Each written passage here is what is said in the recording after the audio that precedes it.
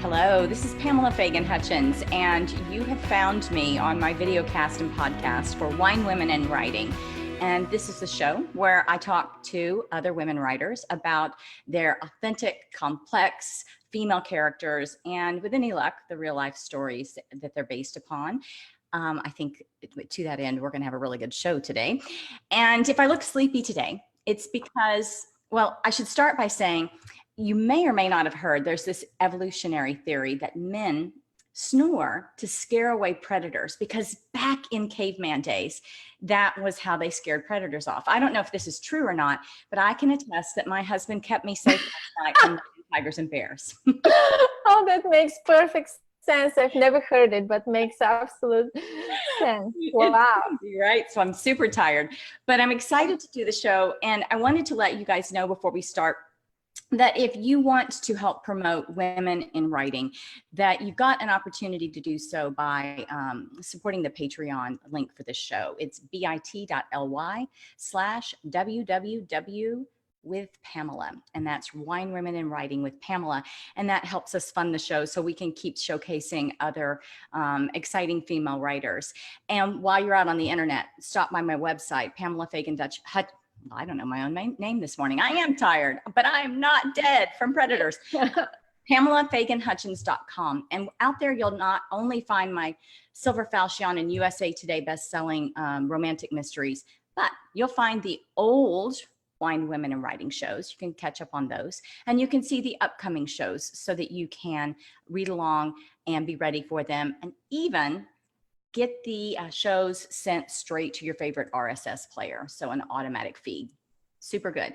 Now, on to the good stuff. Today, I've got debut novelist Daniela Petrova, and we're going to talk about her really, really disturbing, new, wonderfully disturbing, by the way, psychological thriller, suspense, mystery novel, Her Mother's Daughter. Daniela, welcome to the show. Hi, Pamela. Hi, everyone. Thanks for having me. Well, thanks for being on. And when I say deeply disturbing or twisty or things like that, those are the ultimate compliments for a book that is supposed to make you stop and say, can I trust anyone in this crazy world? So high praise for Daniela. Thanks for letting me read this book early. I really enjoyed it. Oh, thank you so much. And now Daniela is squeezing us in today because she's got a big day. You're in New York right now, is that correct? Yes, I'm in New York. Where you're not from, you're from originally. Tell us about your hometown. Yeah, as you can tell from my accent, I'm not from around here. Right. Originally, I'm from Bulgaria. I grew up during the communist regime in a very poor working class family. My parents, actually, both of them are high school dropouts. They work in factory, where they met in the factory where they worked. And so I was the first in the family to graduate from high school. And yeah. That's awesome. And came to the US in your 20s, was it? Or? Yes, I was in my early 20s, and I had always wanted to be a writer, and it wasn't exactly practical to pursue writing back in Bulgaria with my background. But then when I moved to the States, barely speaking any English, at the age of 22, I realized, oh my God, my dream of becoming a writer had just become that much more unattainable. So yeah, that was pretty. But here you are. Not only did you attain it, but I think you're catching a plane to go launch your book in Bulgaria today. Is that right? Yes. So my book, it was translated into Bulgarian, and it's about to come out. The book launch is on Monday. So I'm flying there today to promote the book, and I'm super excited because my family will get to see the book, read it in Bulgarian. Nobody reads English in my family, so this is a big deal, and Well, they were super proud and super excited. Like my mom has my book, here's my book. My mom has it, you know, in a very prominent place, exhibited, so everyone sees it who goes to visit her, but you know, she doesn't speak English, so having it in Bulgarian would be a big deal.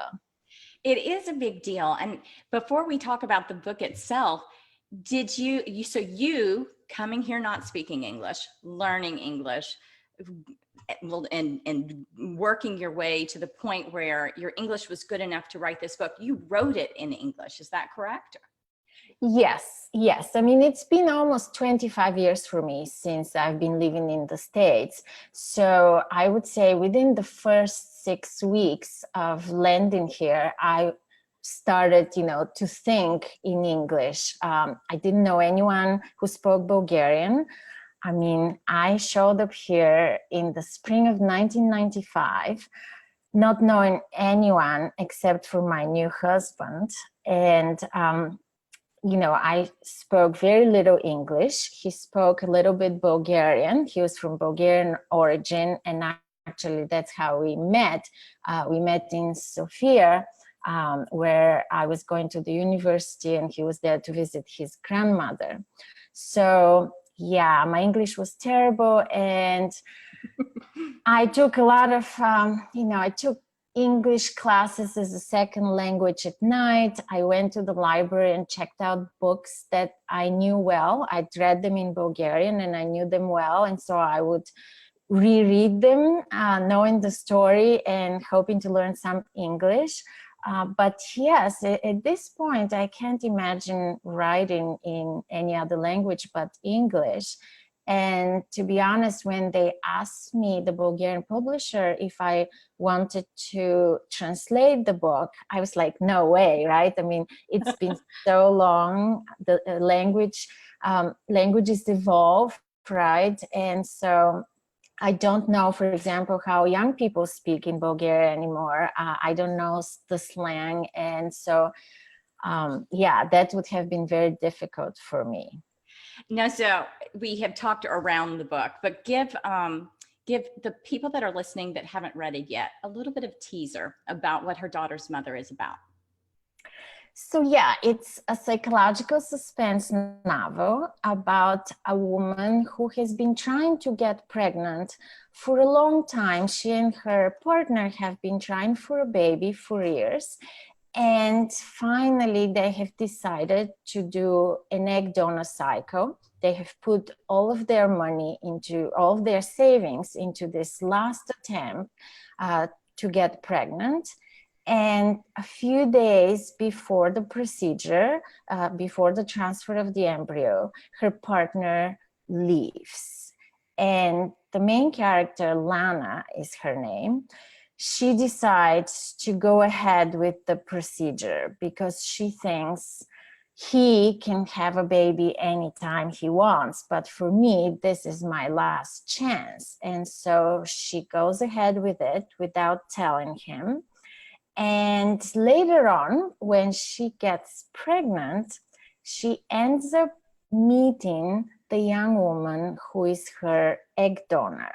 She recognizes her from the photo in the agency's catalog and starts following her, hungry to find out more about the woman whose genes her baby will inherit.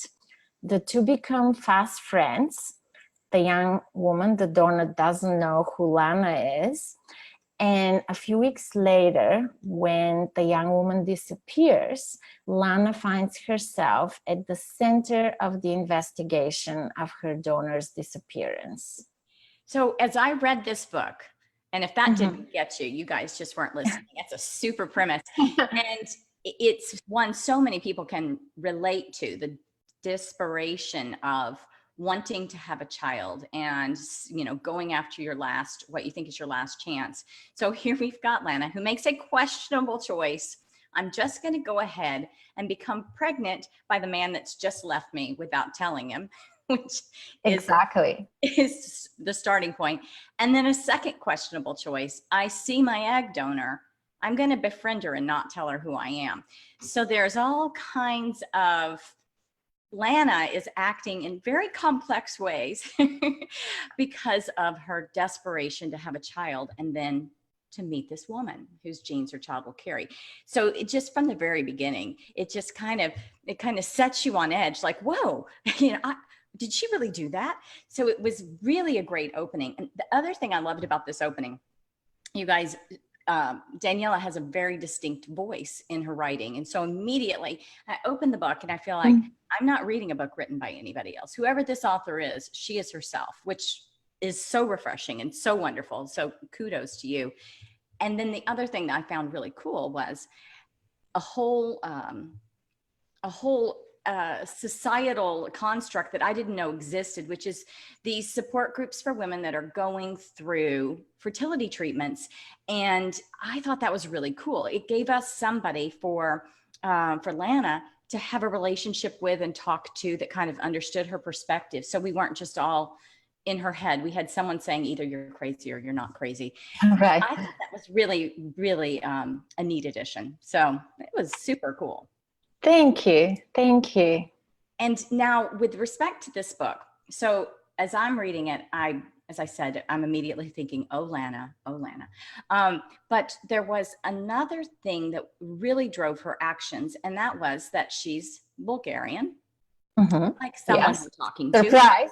She's Bulgarian, and she didn't want just any egg donor. She wanted a very particular egg donor. So tell us a little bit about what she was looking for and what made Katya special, because the donor's name was Katya. Yes. So as Lana says in the book, if her child can't have her genes, she hopes that her child could have the genes of her people. And that's why she wants to find a donor who is also Bulgarian. Now, there are very few Bulgarians out there. I mean, our country is very small, only 6.5 million people. So finding a Bulgarian woman in New York who is willing to be an egg donor, it's a pretty difficult thing. And so she's thrilled when her agency calls her and tells her they have found exactly what she was looking for, a young woman who is Bulgarian. And they don't tell you the name or anything specific about the donor, except they actually use numbers and letters for each donor. And you know their health history, you know their physical appearance, both you have photographs, but also you have their stats in terms of how tall they are, what they weigh, color of eyes, hair, things like that.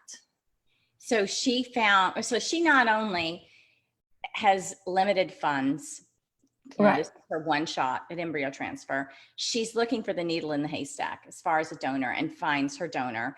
And so she feels like this is my last chance to have the baby that I want, really. So you can really forgive her for leading poor Tyler astray by not telling him what's going on.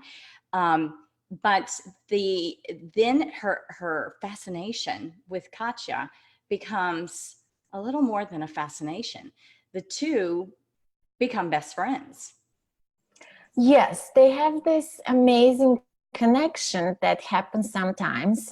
They click, and both attributed partially on their shared heritage. There's something that you can't express with words necessarily. It's a connection that defies description, and they click in a way that we often do with friends, the way we sometimes click with romantic partners. You can't, they just really exactly. get it. Exactly, and it happens with friends as well. And when it happens, it's amazing.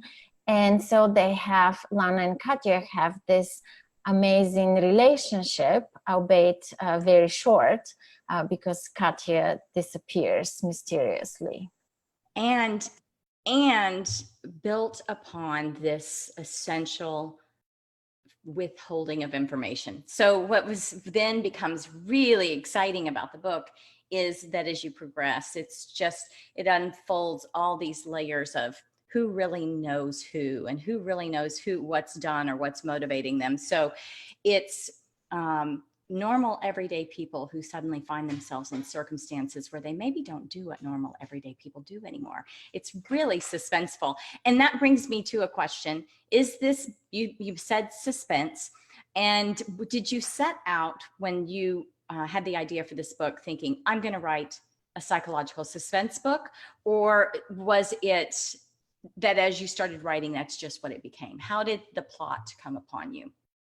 It all started with the premise. I had the idea with the premise. I thought, what if, right, a woman who is pregnant with the help of a donor egg cycle, with the help of an egg donor, what if she encounters her egg donor and starts following her, befriends her, and then what if the young woman disappears? So it started out as a mystery, really. But I was also quite struck by the relationship between the two, as we were just talking.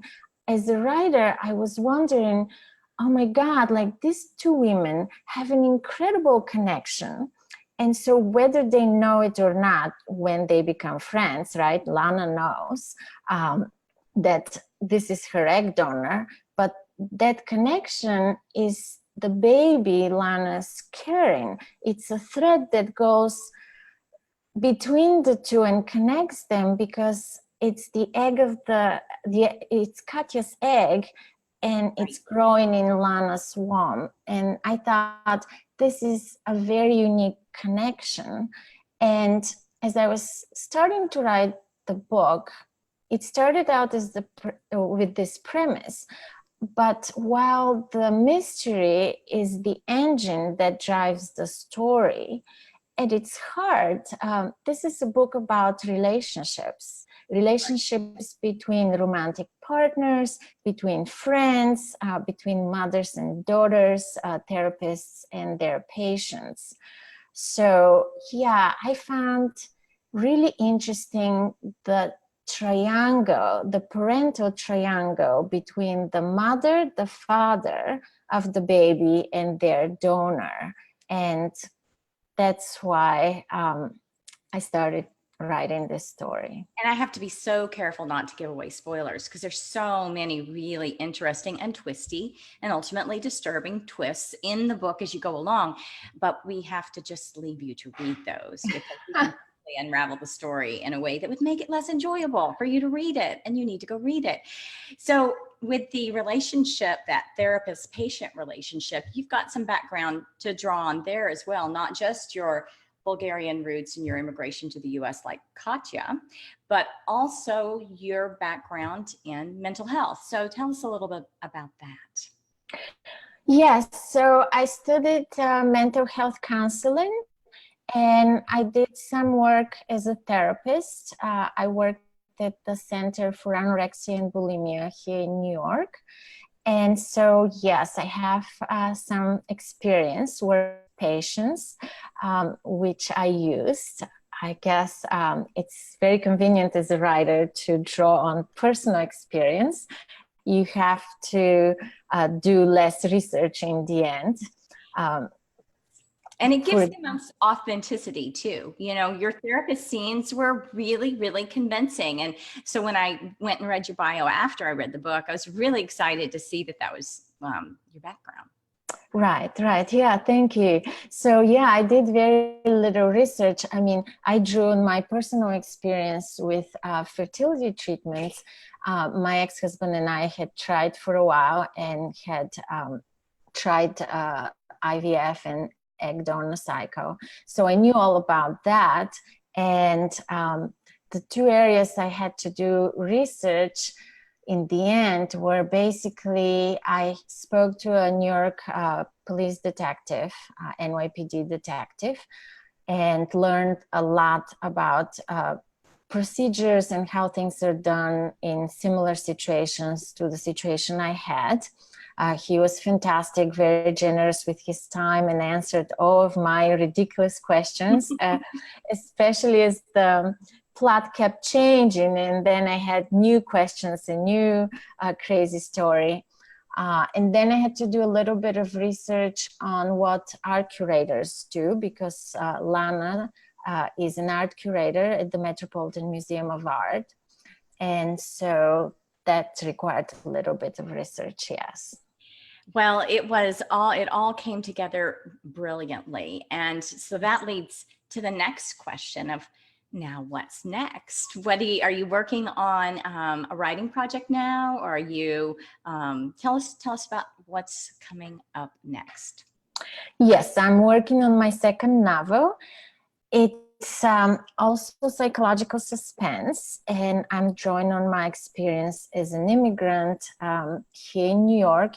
The story takes place in the 90s, before social media, before smartphones, back when even the internet wasn't that prevalent. For example, when I came to the States, it was such a huge cultural shock, because I had never touched the computer. I didn't know what a credit card was, right? I hadn't watched American television, or the way my nieces now are on Instagram, and, you know, their life is not that different than, you know, young kids the same age. But back then in the 90s, it was a huge cultural shock, and I want to set a story during that time and draw on my experience during those years.